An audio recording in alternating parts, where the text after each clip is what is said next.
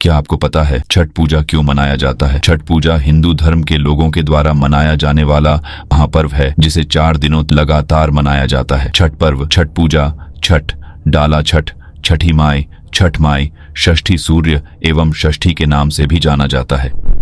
इस पर्व को प्रमुख रूप से भारत के बिहार, झारखंड एवं पूर्वी उत्तर प्रदेश में मनाया जाता है। वहीं बात की जाए अन्य देशों की तो ये पर्व नेपाल के तराई क्षेत्रों में भी मनाया जाता है। छठ पूजा सूर्य को समर्पित है। पौराणिक मान्यता के अनुसार छठी माता भगवान सूर्य की बहन है। छठ पूजा का पर्व खास तौर पर बिहार में धूमधाम से मनाया जाता है और एक तरह से ये पर्व उनकी संस्कृति बन गया है। छठ पूजा एक हिंदू धर्म के लोगों के द्वारा मनाया जाने वाला एक पर्व है। इस पर्व की धूमधाम बिहार में देखी जाती है। माना जाता है कि यह पर्व वैदिक काल से चला आ रहा है। छठ पूजा पर्व का उल्लेख रामायण एवं महाभारत में भी मिलता है, अर्थात यह पर्व रामायण काल एवं महाभारत काल से चला आ रहा है। छठ पूजा में मुख्य रूप से सूर्य की उपासना की जाती है। इस पर्व के पीछे कुछ पौराणिक मान्यताएं हैं और इससे भी बहुत सी कथाएं भी प्रचलित हैं। छठ पूजा से बहुत सी कहानियां प्रचलित जो कि वैदिक काल, रामायण काल एवं महाभारत काल आदि से जुड़ी हुई है। इसीलिए छठ पूजा अर्थात सूर्य पूजा को बहुत महत्वपूर्ण माना गया है। वहीं हिंदू मान्यता के अनुसार कथा प्रचलित है कि छठ पर्व की शुरुआत महाभारत काल से हुई थी। इस पर्व को सबसे पहले सूर्यपुत्र कर्ण ने सूर्य की पूजा करके शुरू किया था।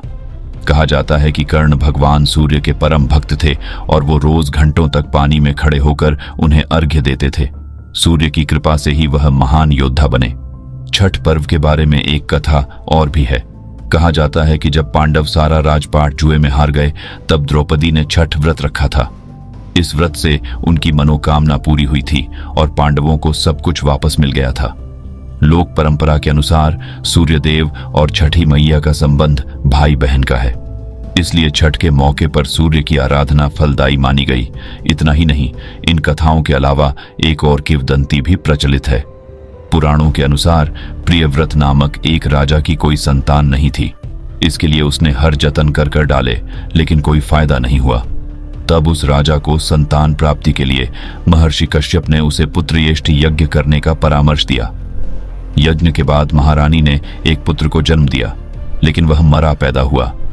राजा के मृत बच्चे की सूचना से पूरे नगर में शोक छा गया।